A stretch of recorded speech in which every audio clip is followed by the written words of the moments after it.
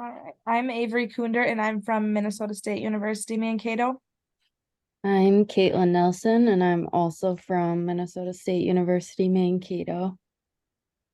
I'm Paul Niedermeyer. I'm from the University of Applied Science in St. Pölten in Austria.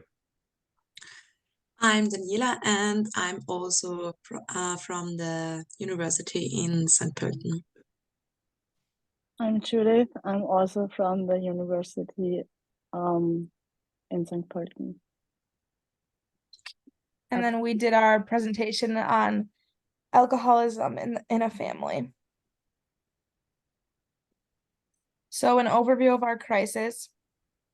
A family crisis is a situation that strains relationships to the point that they may break up the family unit. It's a turning point where things will either get better or they will get worse. The crisis that we chose was alcoholism in families and how it can affect mental, physical, and emotional health in both Austria and the US.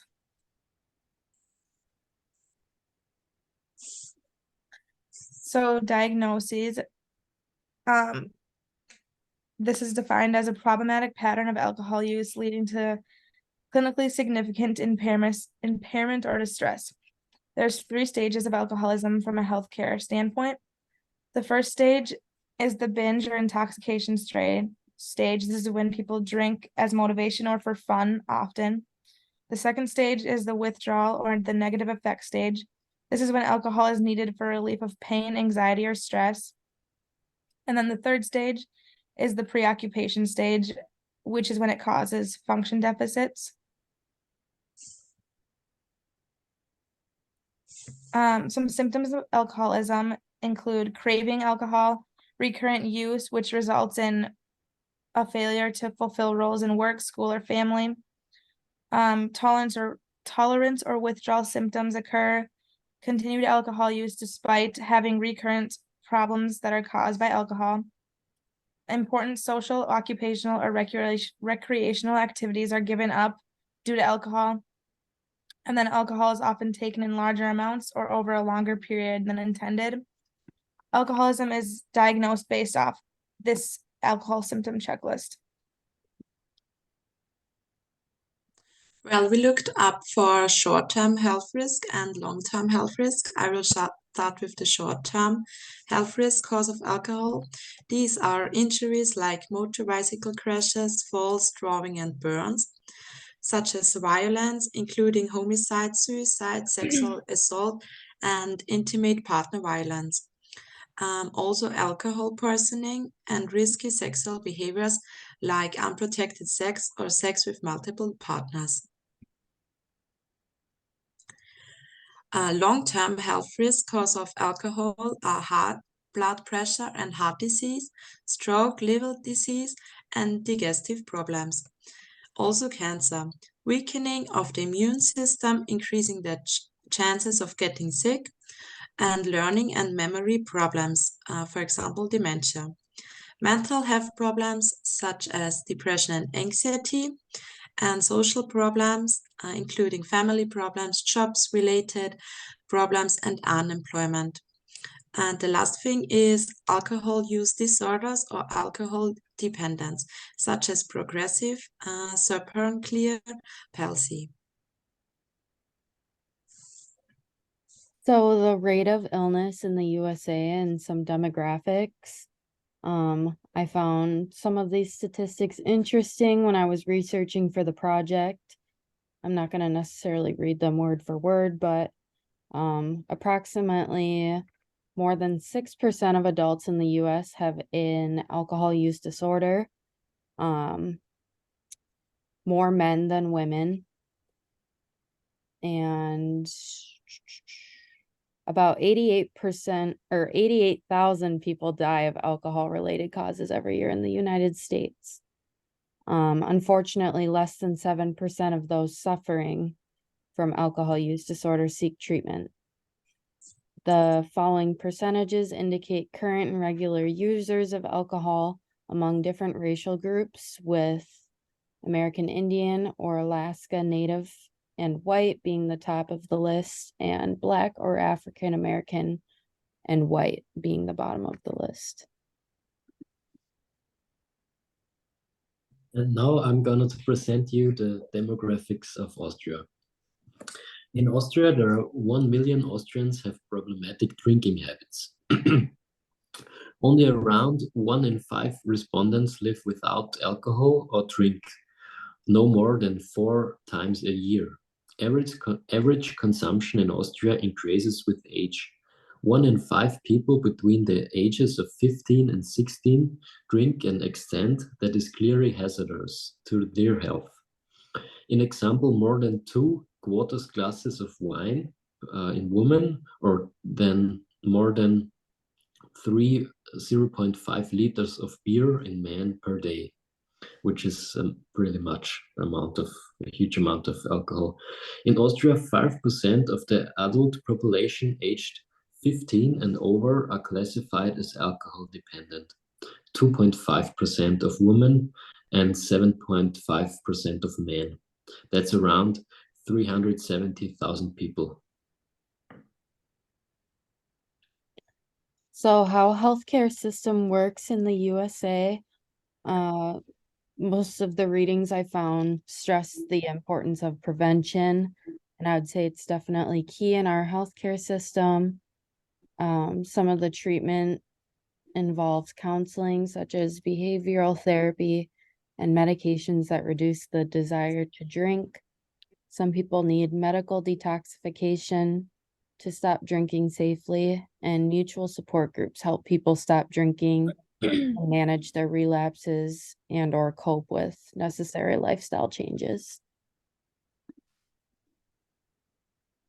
So the healthcare system in Austria works in general that every person in Austria pays a tax, which is supporting the social security system so that every person can be legally insured. And so that even homeless people can get treatment when they need it. So prevention is an important column, but Austria has a very long tradition of drinking like beer, wine, and the treatment involves physical and mental detox and treatment of physical and mental accompanying illnesses. And the follow-up treatment is very important to have experts and mutual groups.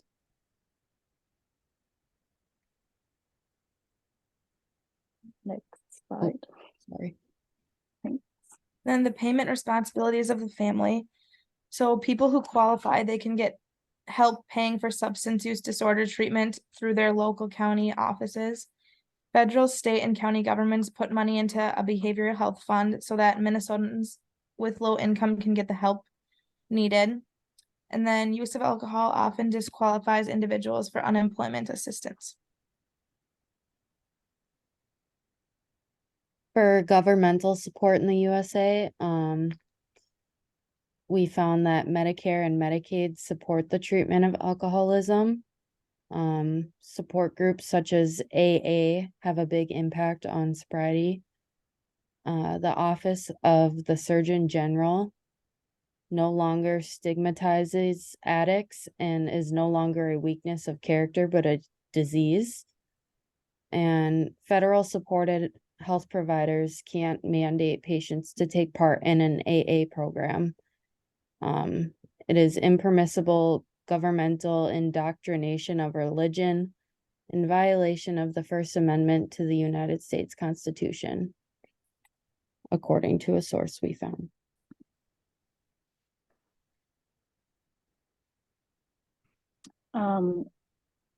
The most of the national health insurances cover treatments for alcoholism, even private ones, but some of them need the approval of a head doctor, and there are different kinds of treatments. There are out and inpatient programs, but the outpatient program is depending on the mental state of the patient and the risk of relapse. Other big impact for addiction is prevention programs.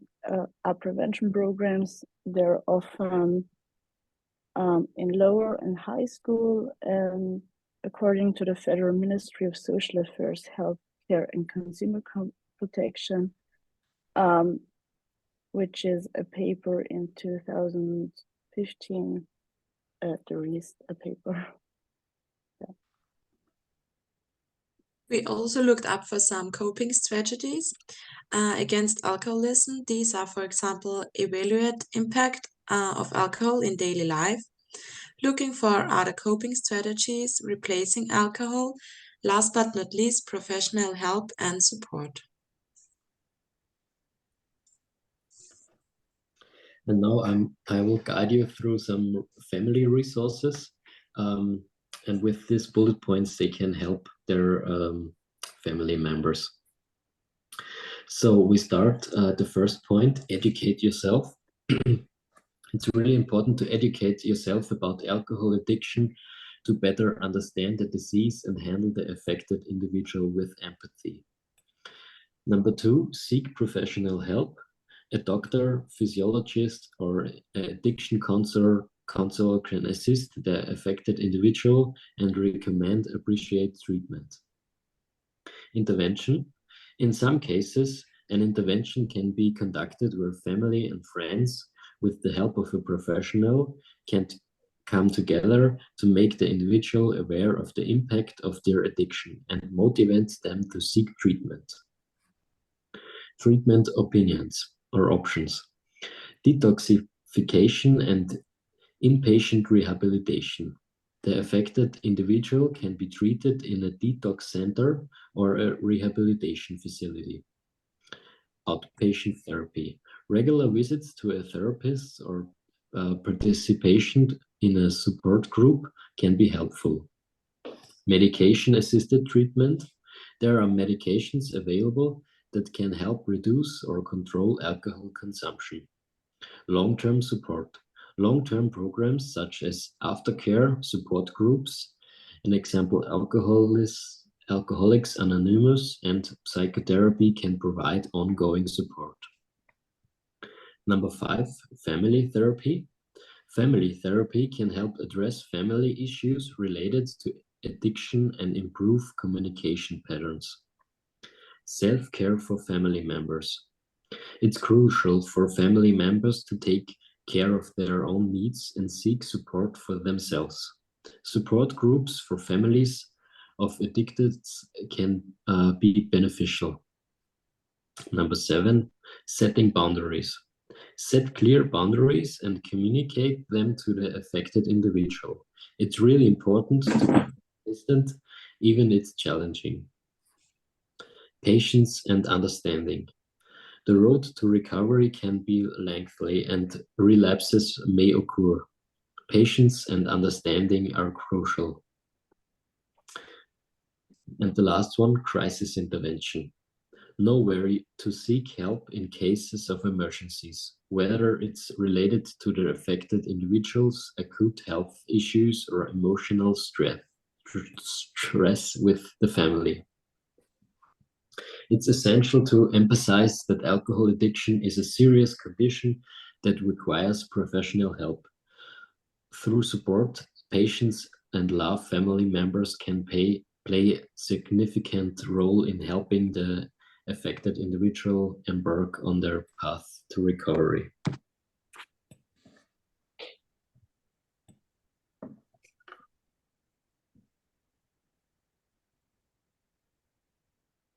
In conclusion, alcohol misuse and alcohol use. And alcohol,